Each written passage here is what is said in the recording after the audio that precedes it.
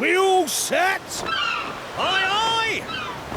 Bonjour à tous les amis, aujourd'hui on se retrouve sur une vidéo de premières impressions sur Dragon Quest VII Reimagine, un remake d'un jeu tant aimé de la communauté de Dragon Quest. Alors que vaut cette démo que nous a sorti Square Enix? Est-elle représentative du jeu final? Je t'en parle maintenant.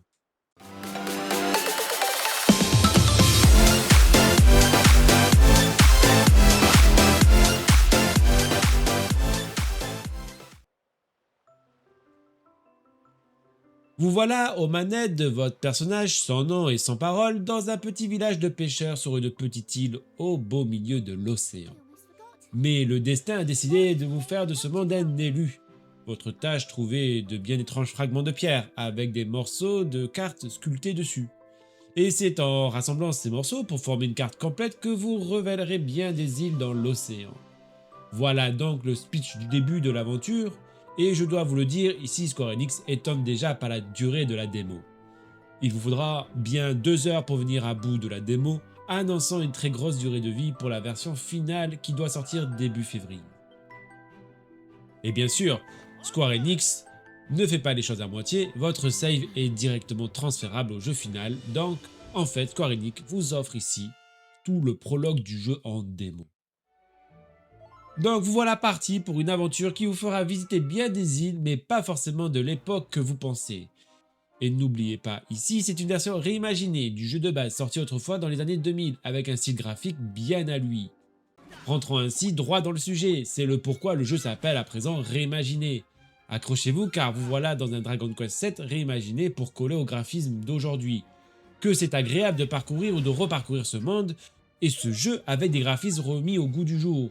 Alors attention, la DA est très lisse, très colorée, et je dois bien le dire, le chara-design des personnages ne plaira pas à tout le monde. Si certains plairont à coup sûr, comme celui du héros principal que vous incarnez, je dois dire que celui du prince m'a laissé perplexe. Oui, car quand je l'ai vu la première fois, j'ai eu l'impression d'avoir affaire à un frère Bogdanov. Il m'a fallu plusieurs minutes pour m'habituer à son chara-design, mais quel plaisir de voir les monstres modélisés. La démo en propose peu car nous sommes aux prémices de l'aventure, mais ne serait-ce par exemple le chara-design du gluant de base. C'est, je trouve, l'une des forces de la démo et sûrement du jeu final, le chara-design des monstres avec cette DA toute lisse, toute belle, toute colorée. Alors, attention aussi, il s'agit d'un JRPG. Et la démo est bien représentative du style du jeu. Bien des dialogues vous occuperont lors du prologue, ça parle, ça parle, ça parle et ça parle encore. Donc soyez avertis que oui, Dragon Quest VII est bien un JRPG old school, dans toute sa splendeur, y compris le nombre de lignes à l'écran qu'il faudra lire.